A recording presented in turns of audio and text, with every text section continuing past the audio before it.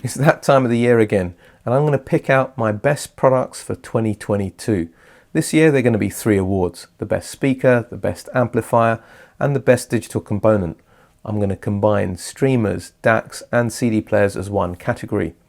And it couldn't be more simple. In order to qualify, all they need to be is a product that I reviewed on the channel in 2022. I'm going to start with speakers first.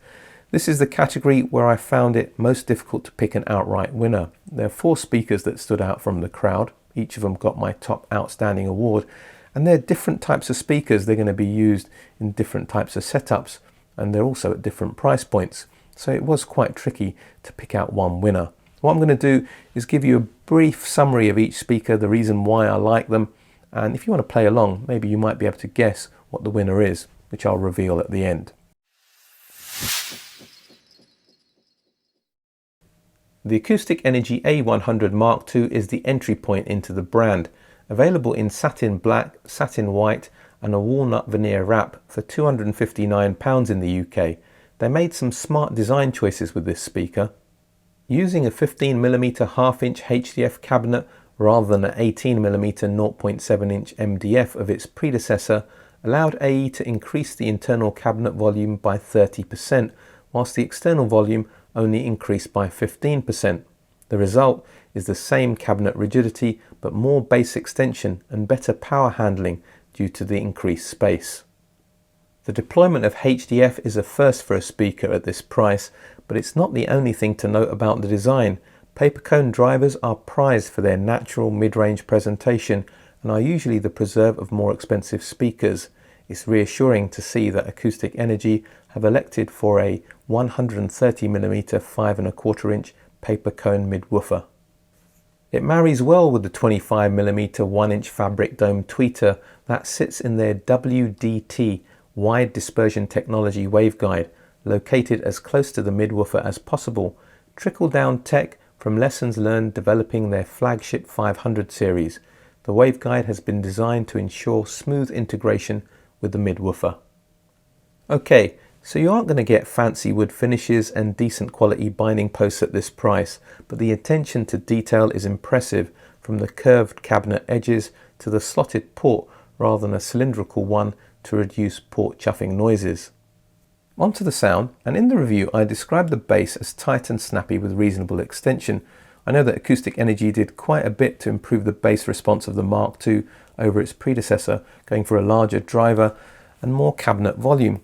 But this remains a speaker that truly isn't for bass heads. It's all about quality of bass rather than quantity of bass. Most of you are going to be very happy with how it handles fast percussive passages of music, but I can understand why some of you might reach for a subwoofer. That's a benefit for all speakers, but especially bookshelf speakers. Oh, the mid-range. It's just so open and natural sounding with crisp transients and nice decays. This is why I love this speaker. It just sounds so clean and authentic with vocals and lead instruments, and in this regard, it bears no resemblance to its price. Sure, the Sound Artist LS35A is richer in tone and more refined, and the Amphion Argon ones are more detailed and dynamic sounding.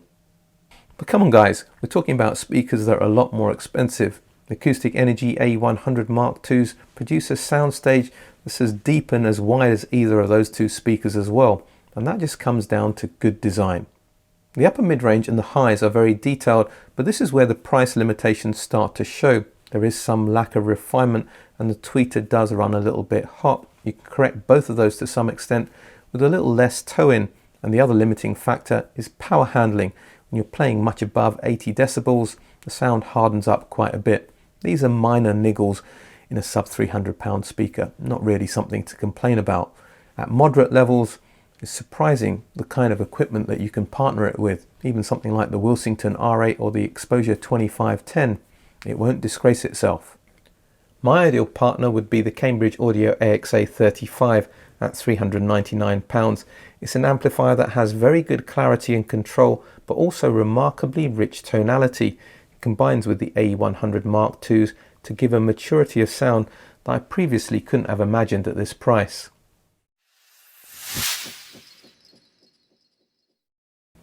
The special edition of DALI's mini monitor, the Menuet SE, retails for £1,499 in the UK. It has a stunning real walnut veneer finish. Trust me, the pictures don't do it justice. My only bugbear is that the grills are not magnetic.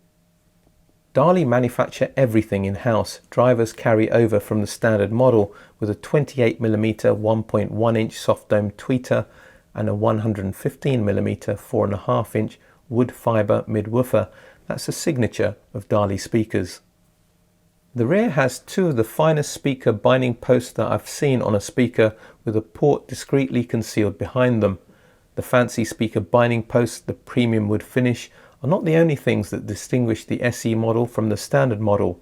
There's an improved crossover with Mundorf capacitors, a better crossover board for improved electrical isolation in an attempt to reduce distortion. These are enhancements you find on DALI's more expensive Epicon range of speakers. The DALI Menuet SEs are the finest mini monitor I've reviewed to date on this channel. But you can't get round the laws of physics. This is a small speaker and it's only really suitable for near field listening, perhaps at the end of a desk or in small rooms. I personally wouldn't want to be much more than 2 meters, which is about 6.5 feet away from them. The other thing, because it's small, it has limited bass. There's not much going on below 60 Hertz. You're not only missing the bottom octave, you're missing some of that mid-bass punch as well. That means adding a subwoofer is a must in my book. But if you're adding one, it needs to be a good one to keep up with the agility of the SEs. And my obvious choice would be a REL. If you're choosing one, make sure it's of equivalent quality. The mid-range is magical. Do you get the impression that's where my priorities lie? Well, in my defense, that is where most of the musical information is concentrated. The DALIs produce a clean, refined mid-range with great body and texture. The combination of high resolution and tonal richness place the DALI Menuet SEs in a very select group of speakers. Since starting this channel, it's only the ATC SEM19s and my own ProAct Response 1 SEs that have those qualities, even though both those speakers are larger, more open and dynamic. I couldn't place it in such high company if the high frequencies weren't beautifully extended, open, with exemplary refinement. Small speakers have an advantage over larger ones when it comes to soundstage and imaging, and here the little DALIs are a perfect example of what can be achieved when you have well integrated drivers and not much cabinet to cause time smearing. Decent partnering equipment is essential to showcase the clarity and tonal richness that the Menuet SEs are capable of reproducing. I consider the Exposure 2510 to be the perfect partner with all the refinement and sonic attributes to get the DALIs to sing like a bird.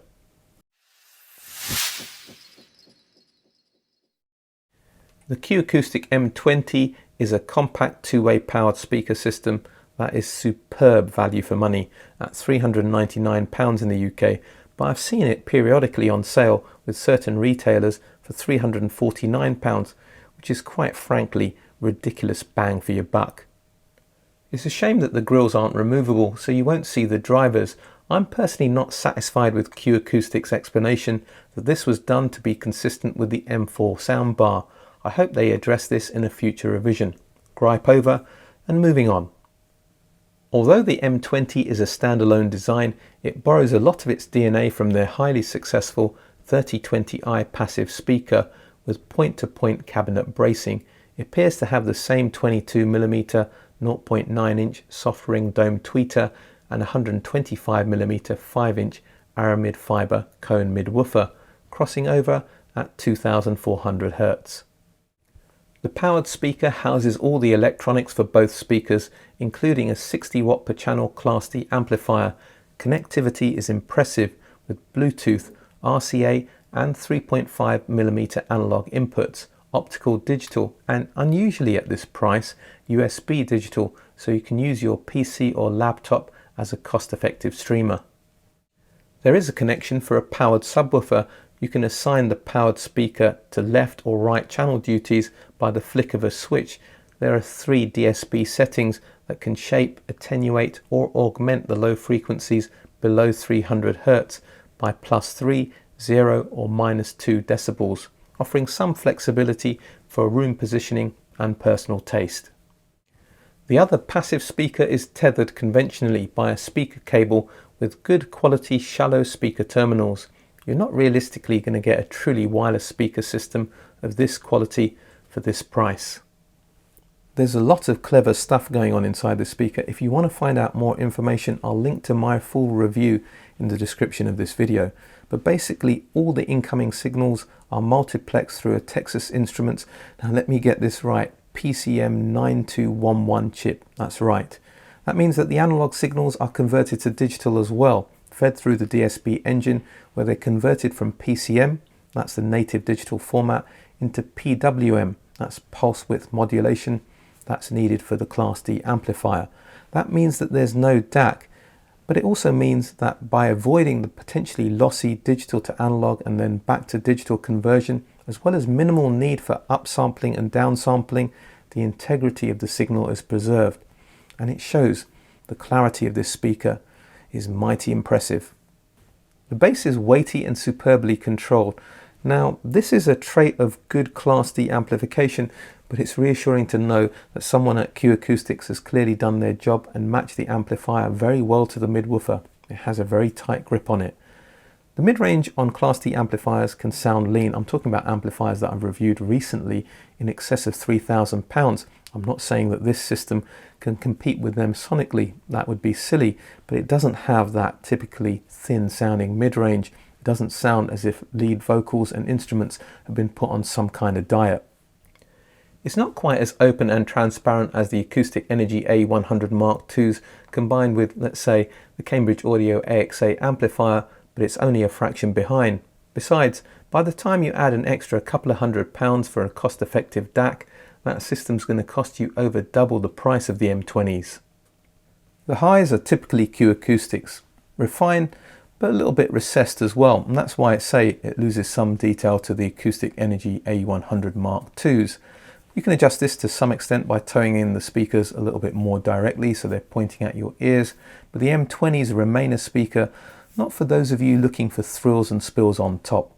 I'm going to go out on a bit of a limb here. I'm going to say that if you're looking to put together a whole system with separate boxes and you're not going down the DIY route, I don't think you can put together for the same price something with the connectivity, the dynamics, the control, the clarity and the tonal balance of the M20s. If you can, I think you're some kind of genius, or possibly, just possibly, delusional.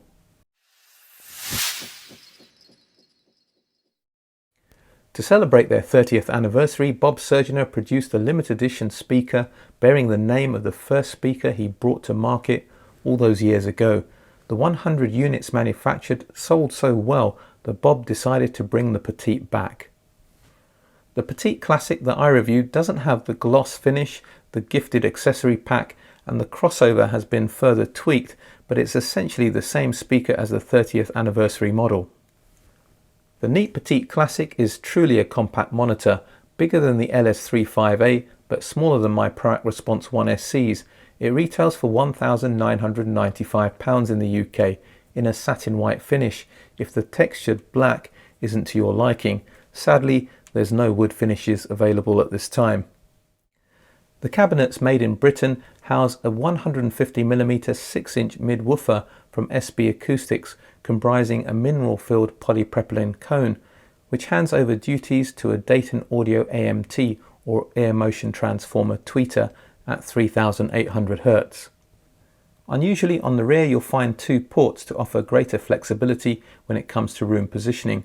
I do think it's a shame that the speaker binding posts aren't quite up to scratch for a speaker at this price, but it's reassuring to know that the crossover uses very good parts from companies like Mundorf.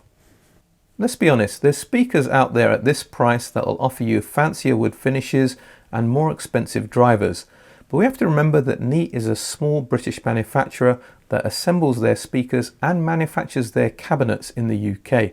There's more to a great sounding speaker than just fancy parts. Good design and excellent implementation play their part, and that's why this speaker sounds so good.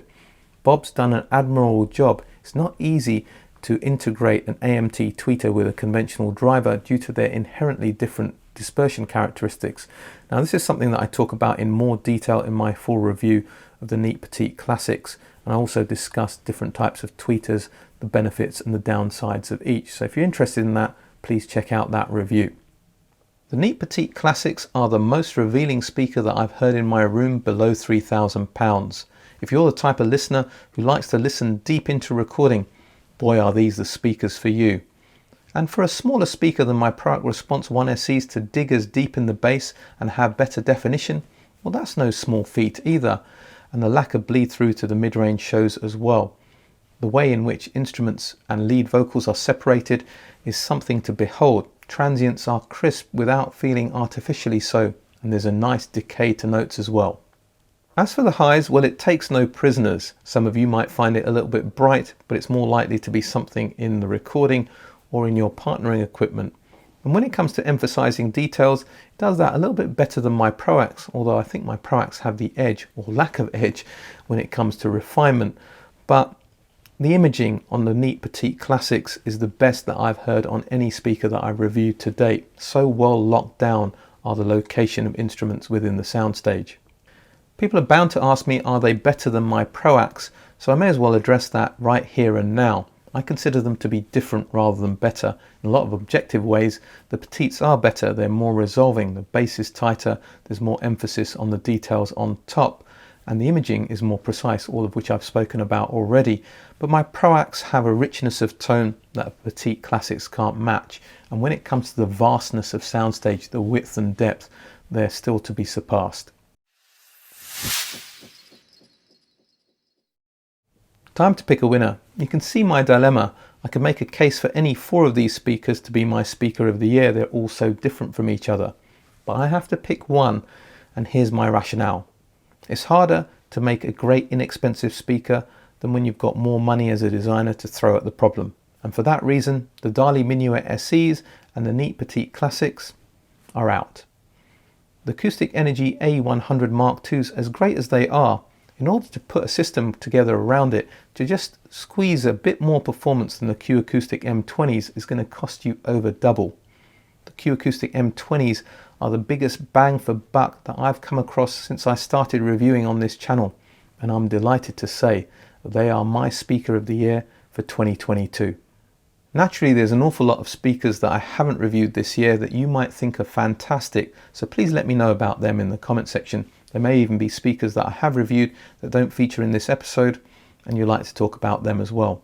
Now, these discussions sometimes can get a little bit animated, so I'll just remind you to be respectful of each other. I'm sure I don't have to say that, but I have anyway.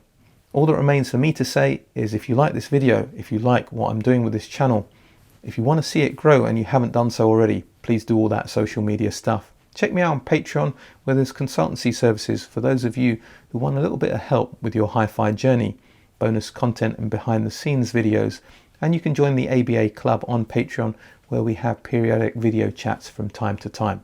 But for today, for now, a British audiophile, signing off.